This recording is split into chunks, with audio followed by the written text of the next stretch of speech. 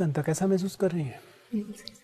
मुझे बताइए कि यदि मैं आपका एप्लीकेशन फॉर्म देखूं तो मुझे सबसे पहला सवाल तो यही दिमाग में आता है कि एक वीडियो तो 24 घंटे की नौकरी है, आप यहाँ तक पहुंची कैसे बिना वीडियो की नौकरी के साथ बेईमानी किए हुए?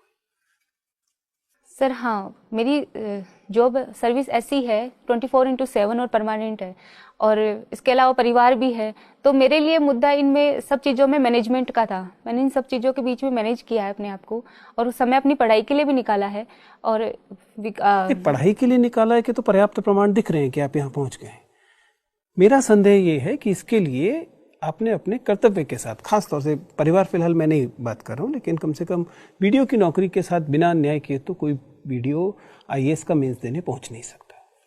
नहीं सर, ऐसा नहीं है। मैंने वीडियो की नौकरी के साथ पूरी ईमानदारी के साथ काम किया है। आप मेरी अगर किसी भी स्कीम में देखेंगे तो हर एक स्कीम में काफ़ी अच्छा काम है। ब्लॉक लेवल, जिला लेवल पर इस बात की इसकी होती भी है कि मुझे इसलिए पुरस्कृत भी किया गया है कि काम के लिए। लेकिन मैं अपनी पढ़ाई के लिए भी समय निकालती हूँ, लेकिन वो मेरी नौकरी का समय नहीं होता। मेरी सर्विस के बाद में जब मुझे समय मिलता है, जो मेरा व्यक्तिगत समय होता है, उसको मैं पढ़ाई में लगाती हूँ सर। मैं समय की तो बात ही नहीं कर रहा, फिलहाल तो मैं मेंटल स्पेस की बात कर रहा हूँ। मानसिक स्पेस जो है, यदि आप नौकरी में पूरी तरह से इन्वॉल्व हैं तो आपकी पूरी मानसिकता, पूरा दिमागी जो फोकस है वो नौकरी पर रहेगा। ऐसे में किसे हीगेल और कांट याद आएंगे? नहीं सर, नौकरी सही है और उसके प्रति लगाव भी होना चाहिए, लेकिन मैं उसे अपने आप पर हावी नहीं होने देती। मैं जब ऑफिस में होती हूँ, मैं पूरी ईमानदारी से काम करती हूँ। डायरी लिखती है। यह बात कि आपकी काम करने की ईमानदारी पर आपसे एक साक्षात्कार में संदेह किया गया, इस बात को आप डायरी की एंट्री में कैसे लिखेंगे? आप समझ पा रहे हैं मेरा सवाल?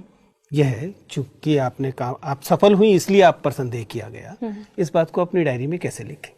सर, इसमें मैं यही लिखूंगी कि हालांकि मुझ पे संदेह किया गया है, लेकिन मैंने अपने आप को इससे यहाँ तक प्रूफ किया है, तो मैं आगे भी अपने आप को प्रूफ करने की पूरी कोशिश करूंगी। और इसके अलावा मैं इस चीज़ को निगेटिव नहीं लूंगी कि हालांकि संदेह किया गया है, लेकिन अगर मेरा काम देखा जाए तो मैं काम के आधार पर कहीं पर भी मैं कम नहीं। कांता, आपने बताया कि आपने जब सांप्रदायिक विद्वेष किसी क्षेत्र में बढ़ रहा था तो प्रशासन की तरफ से उस विद्वेष पर काबू पाने की कोशिश की। दुर्भाग्य से लेकिन फिलहाल प्रशासन पर, राजस्थान के प्रशासन समेत कई राज्यों के प्रशासन पर इसके ठीक विपरीत का आरोप लगता है कि उसका मुख्य काम सांप्रदायिक विद्वेष को बढ़ाना हो गया है। ऐसी स्थिति में जो प्रशासनिक अधिकारी होते हैं, उनकी क्या भूमिका होती है?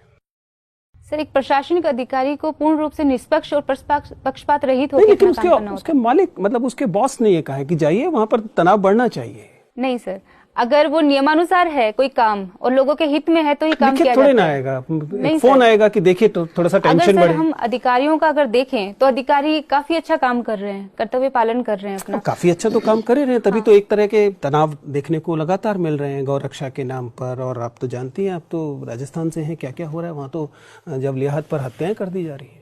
नहीं सर, इसमें प्रशासन इन्वॉल्व नहीं है। प्रशासन, अगर प्रशासन को हम इस रूप में देखेंगे तो प्रशासन को, अगर उसकी ईमानदारी पर हमें शक नहीं करना चाहिए। अगर हम चुनाव के टाइम देखें, प्रशासन बहुत अच्छा काम करता है। अगर प्रशासन ईमानदार नहीं होता तो स्कीम्स इतनी अच्छी तरह से इम्प्लीमेंट नहीं होती। तो प्रशासन तो अपना काम सर कर ही रहा है। चलिए, कोई बात नहीं। मेरी तरफ से अंतिम प्रश्न, मुझे ये बताइए कि एक डायरी और एक ब्लॉग में क्या अंतर होता है?